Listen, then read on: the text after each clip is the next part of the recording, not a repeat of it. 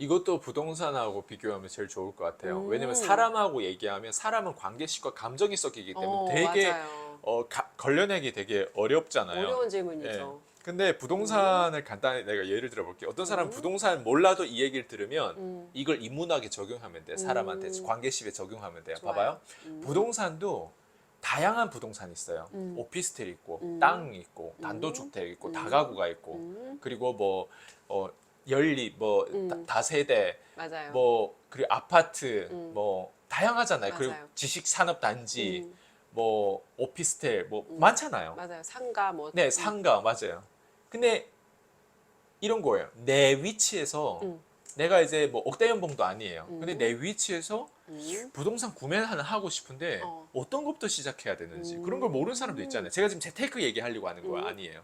뭘 하지 말아야 되는 걸 얘기하기 위해서 제가 부동산을 잠시 얘기하는 거거든요. 자, 어떤 사람들은 경매를 배우려고 하는 사람들이 있어요. 있죠. 최근에 저희 퀸즈 멤버들 안에서도 경매 공부를 해가지고 지금 실제로 하나하나 뭐 매입 낙찰 이런 것들을 하고 계신 분들도 있는데 우리가 어제 그 부동산 서밋에 관한 리뷰를 하고 거기에 대한 내용을 제가 밝히면서 부동산 경매하시는 분들 중에 머리가 되게 아파하시는 분들이 있었어요. 그게 뭐냐면 바로 이거예요. 사람들은 마냥 부동산 재테크하면 자기도 그 유튜버들이 얘기하는 그 백만장자들 얘기하는 그 결과치에 도달할 수 있다고 믿어요. 왜냐면 유튜브에서는 좋은 것만 얘기할 거 그렇죠. 아니에요. 마치 부동산을 몇 개 가지고 있으면 자산가가 된 것 같고 뭐 50억 자산가, 100억 자산가 하는데 근데 자산가들도 똑같이 문제를 겪고 있거든요. 자, 예를 들어 볼게요. 로버트 키오사키 혹시 아시는지 모르겠어요. 로버트 키오사키면 거의 부자 뭐 아빠. 거의 다 알아요. 이제 그 책 가난한 아빠 부자 아빠의 그 저자잖아요. 근데 로버트 키오사키의 어떤 로직에서 부동산 투자하는 게 바로 그런 거예요. 작은 것들 다 모아가지고 맞아요. 100세대, 만세대, 로버트 키오사키도 아마 한 만세대 넘게 가지고 있을 거예요. 작은 거를. 네, 작은 거 하나하나 다 모아가지고. 야. 왜냐면 단독주택부터 원래 미국에는 거의 다 단독 별장설 그쵸. 그러니까 그런 맞아요. 것들이잖아요. 근데 이런 거 있어요. 로버트 키오사키 항상 얘기하는 게 뭔지 알아요? 부동산 관리가 어렵다는 거예요. 근데 이게 인문학하고 왜 이게 연결될까요? 우리가 아이를 키워보면 아이가 한 명 있고 두 명 있고 세 명 있고 네 명 아이들 관리하기 쉬울까요? 많으면 관리 힘들죠. 한 명도 관리하기 어려워요. 맞아요. 안 그래요? 맞아요. 그 부동산은 그러면 어때요? 부동산은 만 세대 있는 게 얼마나 꿈이잖아요. 누군가한테 1000세대도 꿈이에요. 와, 내가 아파트를 10개만 가지고 있으면 어떨 그렇죠. 것 같아? 꿈이에요. 근데 그 꿈이 지옥일 수도 있다는 거예요. 악몽일 수도 있다는 거예요. 자, 봐봐요. 10세대를 가졌다고 가정해 볼게요. 네. 최근에 저희가 이제 지금 센트로드 저기 송도 저기서 지금 저희가 살고 근무하고 있잖아요. 거기 변기가 터졌어요. 그래서 주인한테 전화했어요. 주인의 그 법인 대표더라고요. 전화했어요. 그래서 고쳐달라고. 그랬더니 그 제3자를 연락해가지고 가운데 하는데 뭐 사진 찍어달라 이렇게 하면서 여러 번 통화했어요. 네. 자, 변기가 하나 고장났고 그 다음에 이제 또 에어컨이 시원한 바람이 안 나와요. 그것 때문에 또 주인한테 전화했어요. 네. 그리고 또 뭐 때문에 어쨌든 전화했는데 어쨌든 한 3번 정도 그렇게 소통했었어요. 네. 들어온 지 3개월도 안 되는 사이에. 네. 자, 그러면 이게 지금 제가 임차인의 입장에서 얘기하는 거잖아요. 근데 예를 들면 이 법인이라고 이 대표가 이런 임차인을 10개를 가지고 있다고 생각해 볼게요. 자, 3개월에 내가 새롭게 임차인으로 들어왔는데 3개월에 지금 일이 3번 터졌어요. 맞아요. 그러면 부동산 다른 10개 가구에서 부동산이 뭐 저처럼 3개까지는 아니라도 한 개씩 터지면 어때요? 1년에 10개씩은 정기적으로 10개는 정기적으로 터진다는 문제가 거예요. 생긴다는 얘기예요. 봄, 여름, 겨울, 가을 임차인의 시시콜콜 어때요? 그 전화를 다 받아야 돼요. 법인 대표가.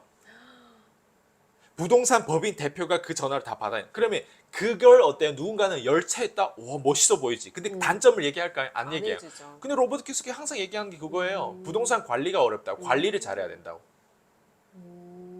뭐 돈을 만들고 부채를 뭐 이렇게 이용하고 하는 거 쉽다고. 근데 관리가 어렵다고. 부동산은. 그게 엄청난 얘기인데 사실 그게 사람들이 엄청난 얘기인데 그 메시지를 모르는 거예요. 못 알아듣죠. 못 경험하지 알아듣는 않으면. 거예요. 네. 그러면 뭘 의미하냐면 이거예요. 부동산 물건을 구매하더라도 관리가 어려운 거를 의도적으로 들어간다? 만약 그러고 부동산이 그렇게 사랑이 깊으면 들어가세요. 저는 그런 부동산 하고 싶지 않다는 거예요. 그러니까 제가 이런 얘기를 왜 드리냐면 하지 말아야 될 부동산이 훨씬 많다는 거예요. 세대 수가 하나를 내가 이렇게 끌어 모인다. 오피스텔 하나 사고 아파트 소형 아파트 또 구매하고 또 이렇게 구매하고 또 이렇게 한 10세대 만들어서 30억, 50억, 100억 됐다고 가정해 볼게요. 그 아파트를 월세를 나 가지고 뭐 1,000만 원, 월 1,000만 원 번다고 가정해 볼게요. 월 1,000만 원에서 관리에 대한 부분들이 그렇게 머리 아프잖아요. 그리고 10세대에서 나오는 돈이 얼마 되지도 않고 그리고 월 1,000만 원 부동산에 나오는 것도 빅딜이 아니에요. 그리고 그 돈이 어때? 불어도 어때요? 빅딜이 아니에요. 왜? 그건 거래를 10건 만들어요. 10건을 내가 구매하기 위해서는 30건, 40건, 50건, 100건은 어때요? 봐야죠. 봐야 돼요, 또. 그게 머리가 아픈 일이 아니에요? 근데 그렇죠. 어떤 사람들은 나 그래도 돈만 있으면 그거 괜찮다고 생각하는데 자, 부동산에 투자하신 분들 대부분은 돈이 없이는 못 투자해요. 그거는 현실이에요. 그러면 이 돈을 어디서 벌어야 돼요? 내 자영업이나 비즈니스나 해야 돼요. 근데 비즈니스는 어때요? 내가 끊임없이 개입하면서 싸워야 되는 그렇죠. 것들이죠. 계속 내가 개입이 필요하죠. 네. 우리 영업해보면 알잖아요. 보험에서 월 1,000만 원, 2,000만 원 버는 게 쉬울까요? 네. 뭐 영업해서 뭐 다양한 영업이 있잖아요. 다 어때요? 고객들한테 스트레스를 왔다 갔다 해요. 근데 이거를 어때? 핸들하는 거 그 자체가 개입이고 그 자체가 스트레스거든요. 여기에 라이프 밸런스가 있어요. 그래서 어떤 사람 이것 때문에 술도 먹고 하잖아요. 맞아요. 근데 재미있는 거는 여기 지금 엉망진창이에요. 아직도 비즈니스를 어떻게 확장해야 되고 어떻게 가야 될지 몰라요. 근데 어때요? 부동산까지 이런 관리가 어렵고 계속 나한테 전화 오고 수도가 터졌어요. 수도가 얼었어요. 전기가 안 와요. 뭐 예를 들면 이런 식으로 어때요? 둘 다 문제 어때요? 개입된 부동산은 문제 개입 없이 돈이 들어오고 이게 알아서 10억, 5억 이렇게 벌도록 만들어야 되는 게 부동산인데 근데 제가 이 얘기를 왜 할까요? 관계식도 똑같은 거예요. 인간관계도. 인간관계도. 음. 인간관계도 우리가 지금 레버리지 개념을 지금 계속 얘기하는데 부동산을 레버리지 잘못 쓰면요. 삶이 파괴돼요. 네, 부동산을 통해서 돈을 벌려고 하는 거잖아요. 사실. 그리고 개입이 없이 어때요? 되어지는 돈을 그렇죠. 벌려고 하는 거잖아요. 최소한의 개입과 어때요? 최소한의 돈으로 보장되는 어떤 그 자산을 보호하려고 하는 것 때문에 부동산을 레버리지 해야 되는데 잘못된 부동산을 레버리지 하면 어떻다? 오히려 당하네요. 오히려 역으로 내 삶이 파괴되는 거예요. 어. 자, 그럼 여기서 인간관계를 돌이켜 봤을 때 이건 부동산, 죽어있는 부동산이잖아요. 어떻게 보면. 그 인간관계는 어때요? 살아있어. 살아있잖아요. 에너지가 있어. 변동성이 있고 무작위성이에요, 사람들은. 그러면 인간관계에서 레버리지를 잘못했을 때 삶이 파괴되는 거예요, 또. 그 사람들이 내 시간과 에너지를 좀 먹을 수 있겠네요. 네. 그러니까 이 말은 뭐예요? 내가 레버리지를 어때요? 잘못 썼을 때 그놈이라고 남자를 잘못 만나서 내 삶이 파괴되는 경우가 있을까요, 없을까요? 엄청 많죠. 엄청 많아요. 내 친구를 잘못 사귀어가지고 어렸을 때 깜빵에 들어가거나 심지어 죽을 수도 있어요, 없어요? 있죠. 예. 그리고 뭐 부모가 또 잘못 만나는 경우도 있어요. 어떤 사람들 부모 때문에 자체를 여러 가지 어려움에 부모는 처하죠. 내가 선택 사항이 아닌데 부모도 내 레버리지의 일부예요. 어떤 사람들은 돈 벌어서 대부분 다 빚 부모한테 갚느라고. 빚 갚고 이렇게 하신 분들 있어요. 있어요. 그러니까 레버리지 다 관계십에서 연결되는데 레버리지를 잘못 쓰면 결국에는 내가 더 많은 일을 하고 요만큼 결과를 내고 역으로 오히려 그렇게 되는 거예요. 근데 요만큼 일을 해도 이만큼 얻을 수 있는 건 관계십에 사람을 레버리지 잘 썼을 때를 얘기하는 거예요. 저희가 지금 좋은 시나리오 얘기하는 거예요. 그래서 사람들이 좀 제가 다단계라든가 이런 걸 자꾸 내가 얘기하는 이유는 다단계 종교식으로 하시는 분들 되게 많고 거기에서 어설픈 중산층이 돈을 좀 월 한 2천, 3천 이렇게 버는 사람들은 무대빨에서 말은 잘해요. 그 겉으로 보면 유튜버들 중에서 말을 잘하고 백만장자가 됐고 그리고 나름 뭐 좋은 롤스로이스도 몰고 다니고 나름 어떤 이런 무대에서 스피치도 하고 신뢰감 있게 뭔가 이게 연결하는 사람들도 있어요. 근데 그런 사람들이 딱 봤을 때 겉으로 봤을 때 문제 없어 보여요. 근데 그 사람이 자기는 그렇게 성공했는데 내가 이 사람한테 어때요? 그 성공을 본받으려고 그걸 에너지를 받으려고 이 사람하고 함께 하려고 해. 근데 이게 성공이 전달될 때 문제되는 경우가 또 많아요. 이 사람이 나를 도와줄 수 있다. 이 사람이 나의 구세주라고 생각해가지고 이 조직이 나의 구세주, 이 회사가 나의 구세주라고 생각해가지고 레버리지 할 마음도 없었어. 근데 레버리지 이제는 아이스가 이 내용을 듣고 나서 아 이런 조직을 레버리지 해야 돼. 조직에 잘못 들어가면요 어설픈 프레임에 들어가가지고 종교에 빠지게 돼요. 왜냐면 모든 조직에는 돈을 버는 구조는 두 가지예요. 종교라는 조직에서 사이버 그러니까 교주가 돈을 제일 많이 벌고요. 그 밑에 개미들은 돈을 못 벌어요. 그렇죠. 예. 근데 기업 기관은요. 적어도 영업을 하면 영업에서 어때요? 커미션이 있고 어때요? 마진이 있고 기본적으로 일반 영업에 어때요? 월급이라도 줘요. 자기가 한 만큼은 예. 가져가죠. 근데 봐봐요. 다단계 같은 구조를 한번 보면 제가 다단계를 깔려고 하는 게 아니라 그냥 구조에 대한 부분들을 알아라 이게 양면성을 바라는 거예요. 저를 많이 찾아오신 분들 중에 콜드콜 배우려고 하는 이유는 다른 거 없어요. 내가 인맥이 없어요. 예. 그리고 1,000만 원은 벌고 있대. 자기가 직급자인데. 근데 1,000만 원 버는데 1,000만 원 다 나간대. 사람을 만나고 밥 사주고 파트너들 챙기고 하는데 그 고객들을 챙기는 데 있잖아. 1,000만 원을 다 푸는 거예요. 또 그럼 버는 게 아니네요. 버는 게 없어요. 순수익이 없다는 거예요. 어. 그러다 보니까 그냥 레버리지를 잘못 쓰는 거. 오프라인에서 오히려 내가 밥을 어때요?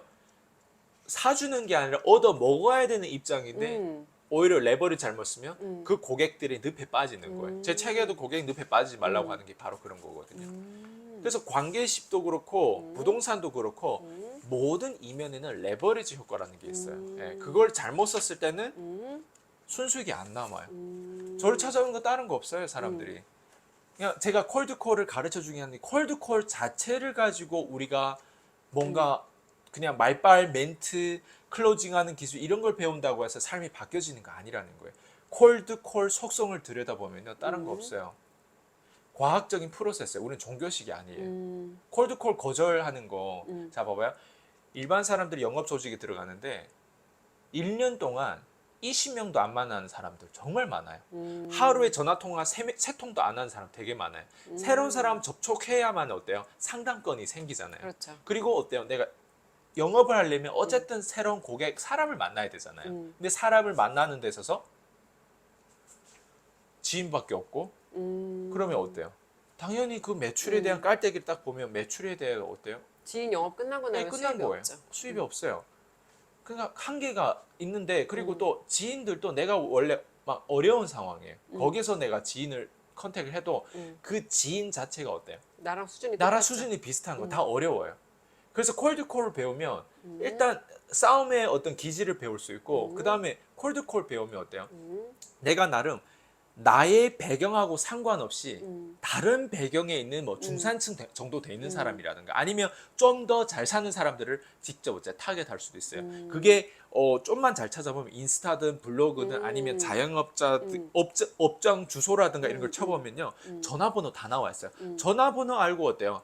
브리핑할 거에 대한 약속을 잡고 어때요? 소통하면 거기에 대한 뭐가 나올까요? 클로징까지 나오죠. 매출까지 안 나오더라도 접촉건이 나오잖아요. 접촉이라고 하는 건 운이에요. 운에 대한 영역을 내가 늘릴수록 어때요? 내 삶이 달라지는 거예요. 내가 내 이 업을 하기 위해서 이 사람한테 이 물건을 팔기 위해서 하는 이런 어떤 접촉을 하는데 이 사람이 내 배우자가 될 수도 있고 아니면 내가 이 사람 밑에 오히려 들어갈 수도 있고 왜냐면 이 사람이 내 입장에서 내가 젊어 그리고 딱 가서 막 브리핑 하려고 하고 막 열정이 있어. 근데 이 사람 입장에서 어떤 뭐 CEO고 아니면 뭐 사업주고 이렇게 하는데 이 청년이 너무 마음에 들어 나한테 어떤 직업을 줄 수도 있고 이 운이 이렇게 갈 수도 있고 이렇게 들어올 수도 있는 거예요. 그러니까 모르는 사람하고 그 기회의 운을 터주는 게 콜드콜이죠, 맞아요. 사실은. 그래서 네. 어떻게 연결될지 네. 정말 알 수가 없는 거잖아요. 바로 그거예요. 근데 저희가 다시 돌아오면 그래서 모르면요 레버리지 쓸 줄 몰라요. 저희는 전화기 한 대를 가지고 어때요? 레버리지 써가지고 거긴 줌도 있고 인터넷도 있고 맞아요. 멤버십 강의도 있고 다양하게 어때요? 이거를 레버리지 쓰다 보니까 내가 최소한의 힘과 에너지로 최대의 사람들과 접촉하면서 우리가 독서 모임도 있고 Q&A도 있고 뭐 온라인 대학도 있고 뭐 다양한 것들 어때 할 수 있는 거예요. 그러다 보니까 사람들이 어때 아웃소싱하고 관리가 되고 그다음 어때요? 핵심에 대한 부분들은 연결하고 또 더 고차원적인 서비스로 연결하. 그러니까 이런 모든 프로세스들을 할 줄 아는 사람하고 연결되면 다 배울 수 있는 거예요.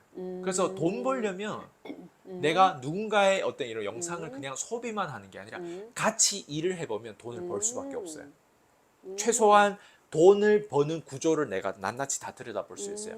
같이 일할 때 저도 아버지 노가다 했을 때 내가 나를 월급 300씩 이렇게 벌었을 때 아버지 노가다의 어떤 그 노트라든가 그런 사용 설명서를 본다고 내가 돈이 되는 게 아니에요. 아버지 밑에 가서 일을 했어요, 내가. 아버지 밑에 가서 일을 하다 보니까 이건 이렇게 현장에서 따뜻하게 배워줄 수 있는 거잖아요.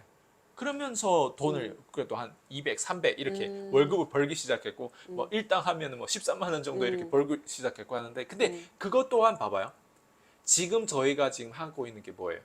퀸즈 그룹을 운영해서 실제로 뭐 사람들 어때요? 리크루팅하고 사람들 어때요? 우리 조직에 넣어서 어때요? 일하는 거를 어때 배워주는데 같이 단순히 일을 할수 소비만 있죠. 예전에는 외부에서 저희 PCM 교육을 1,000만 원씩 내고 배웠는데 그 사람들의 제가 주는 서비스는 다른 거 없어요. 딱 하나. 내가 가지고 있는 노하우를 줘서 너희들 독립해. 끝. 근데 퀸즈라고 하는 그룹에서는 지금 서비스가 뭐냐면 들어와 독립하는 거 플러스 대신 팔아줄게. 함께 팔아줄게. 이 세 가지가 다 있는 거예요. 그러면서 아이스강이 어떻게 조직을 운영하고 실제로 제가 어떤 식으로 퀸즈를 끌고 가면서 사람들을 성공시키고 이런 부분들 다 배울 수가 있는 거예요.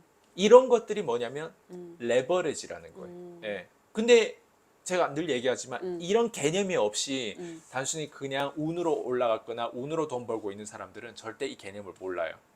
그래서 그냥 외치죠. 구호만 외치죠.